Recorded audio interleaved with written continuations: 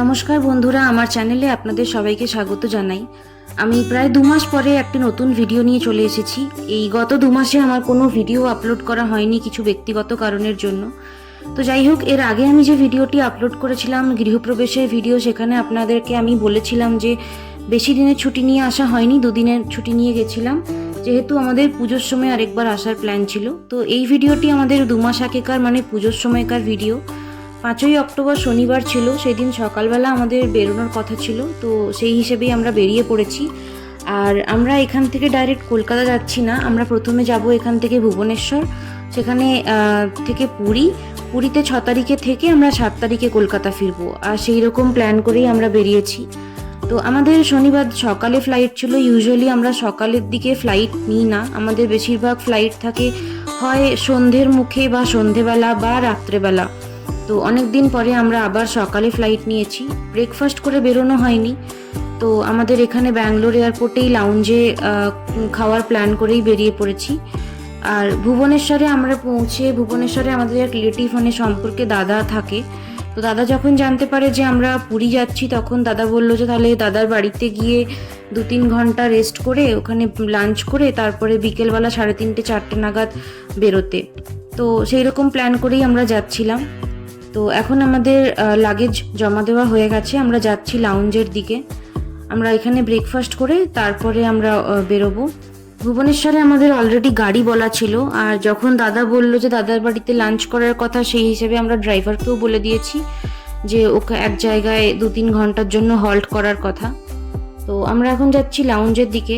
লাউঞ্জে যখন আমরা লাইনে দাঁড়িয়েছিলাম, তখন ওনারা অ্যানাউন্স করছিলেন যে ওনাদের লাউঞ্জের নর্মাল যে লাউঞ্জ, সেখানকার এসি নাকি কাজ করছে না, আর প্লাস কিছু মেনটেনেন্সও চলছে। তো এটাতে যদি আপনার কোনো আপত্তি না থাকে তাহলে আপনি যেতে পারেন, আদারওয়াইজ আপনার চয়েস, আপনি অন্য কোথাও গিয়েও খাওয়া দাওয়া করতে পারেন। যখন আমরা এখানে আমাদের কার্ড দিচ্ছিলাম, তখন ওনারা কার্ড দেখে বললেন যে এই কার্ড নাকি আমরা প্রিমিয়াম লাউঞ্জেও অ্যাক্সেস করতে পারি।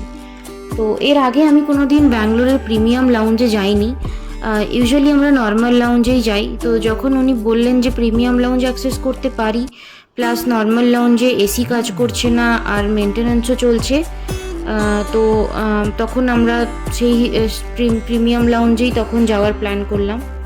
তো এই হচ্ছে ব্যাঙ্গালোরের প্রিমিয়াম লাউঞ্জ।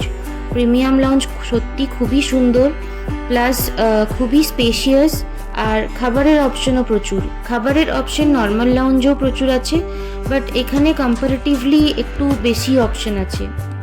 এই যে আপনারা দেখতে পাচ্ছেন, এটা এন্ট্রান্স, দুদিকে এরকম বসার জায়গা করা আছে, আর এই যে খাবারের জায়গা, এখানে আপনি অনেক ধরনের খাবারের অপশন পাবেন। নর্থ ইন্ডিয়ান, সাউথ ইন্ডিয়ান, সব ধরনের খাবারের অপশন আছে। লাইভ ধোসা কাউন্টার আছে, চায়ের কাউন্টার আছে। তো আপনি যেরকম পছন্দ করেন, আপনি আপনার পছন্দ মতো খাবার পেয়ে যাবেন আশা করি। তো আমরা বিশেষ কিছু মানে খুব হেভি ব্রেকফাস্ট কিছু করিনি, খুব অল্প ব্রেকফাস্ট করেই আমরা বেরিয়ে পড়বো, কেন কি আমাদের হাতে বেশি সময় ছিল না। আমরা খুব মানে আমাদের বোর্ডিংয়ের টাইম অলরেডি হয়ে গেছিলো, আর আমাদের দাদার বাড়িতে লাঞ্চ করারও কথা আছে, বৌদি রান্নাবান্না করে রাখবে, সেই কারণেই আমরা খুব হেভি ব্রেকফাস্ট কিছু করিনি, খুব অল্প স্বল্প ব্রেকফাস্ট করে বেরিয়ে পড়বো।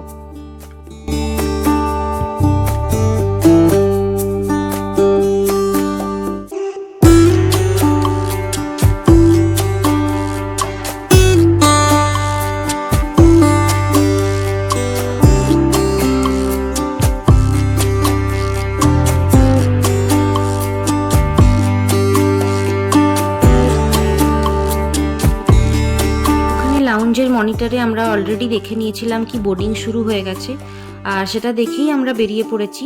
আমাদের ব্রেকফাস্টও হয়ে গেছিলো। অ্যাকচুয়ালি আমরা লাউঞ্জে ঢোকার আগেই দেখেছিলাম যে আমাদের যে গেট, সেই গেটের সামনে বসার জায়গা নেই। আমরা লাউঞ্জে খাওয়া দাওয়া করে ওখানেই ওয়েট করছিলাম। যখন দেখলাম বোর্ডিং শুরু হয়ে গেছে, তখন আমরা বেরিয়ে পড়লাম। এসে দেখি এখানে লাইনও খুব লম্বা হয়ে গেছিলো।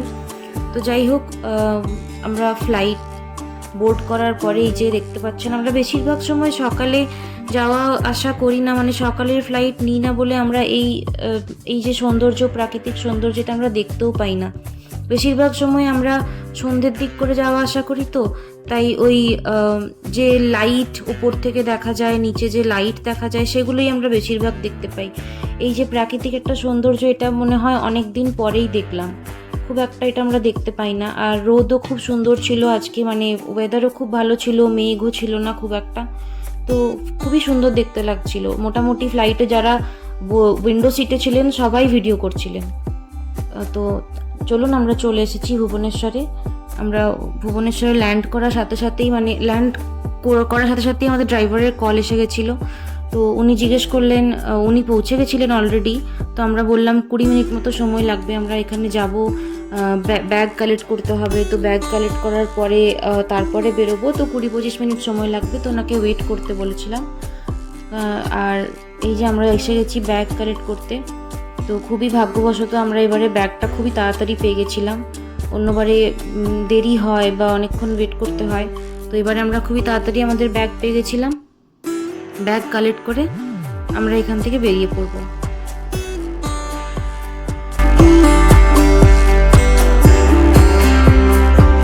আমরা গাড়িতে উঠে পড়েছি। তো এখন এখান থেকে আমরা সোজা যাব দাদার বাড়ি। দাদার বাড়িতে লাঞ্চ করে আমাদের 3:30-4টে নাগাদ বেরোনোর প্ল্যান আছে।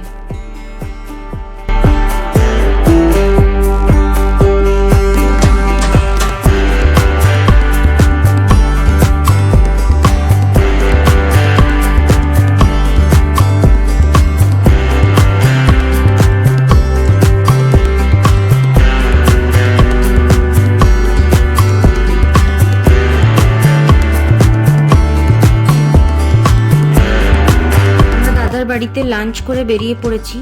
আমাদের বেরোতে একটু দেরি হয়ে গেছে। আমাদের প্ল্যান ছিল মোটামুটি 3:30-4টে নাগাদ বেরোনোর, কিন্তু বেরোতে বেরোতে আমাদের 5টা হয়ে গেছে। তো ড্রাইভার বললেন যে যদি ট্রাফিক না থাকে তাহলে 6:30টার মধ্যে পৌঁছে যাবো, যদি ট্রাফিক থাকে তাহলে একটু দেরি হবে। তো আমরা সেরকমভাবে ট্রাফিক পাইনি, মোটামুটি 6:30, 6:45টার মধ্যেই আমরা ঢুকে গেছিলাম। আর দাদার বাড়িতে গিয়ে আমার ফোনের চার্জ শেষ হয়ে গেছিলো, তো আমি কোনো রকম ভিডিও করতে পারিনি।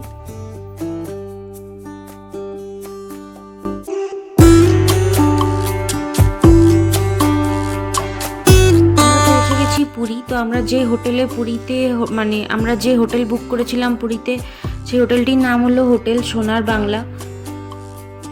আমরা হোটেলে যে রুম বুক করেছিলাম সেই রুমটি সি ফেসিং ছিল, মানে ব্যালকনি থেকে সমুদ্র দেখা যাচ্ছিল, তো খুবই সুন্দর ভিউ ছিল।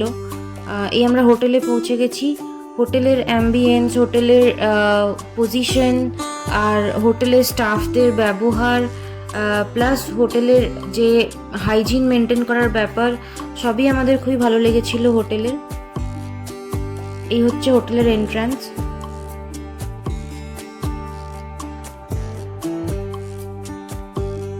এখান থেকে ঢোকার পরে এই একটা রিসেপশন এরিয়া, ওয়েটিং এরিয়াও বলতে পারেন। তো এখানে এই যে জগন্নাথ দেবের মন্দিরের একটি স্ট্রাকচার বানানো আছে। তো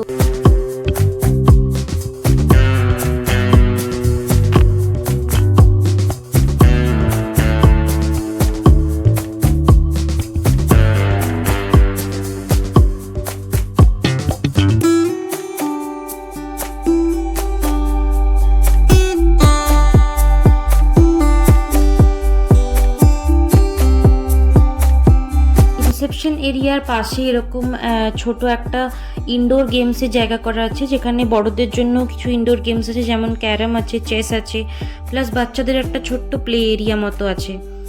আর এই হচ্ছে করিডর। তো আমাদের রুম ছিল দোতলায়, আমরা এখন লিফটের দিকে যাচ্ছি, আমরা লিফটে করে এখন দোতলায় যাব।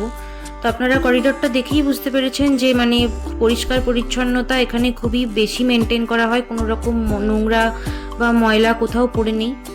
এই আমরা দোতলায় চলে এসেছি। এখানেও যে করিডর সেটিও খুব পরিষ্কার, আর প্লাস হোটেলের স্টাফদের যে ব্যবহার সেটিও আমাদের খুবই ভালো লেগেছে। আর এইখানে আমাদের রুম আছে, এই যে আমাদের রুম ডান দিকে।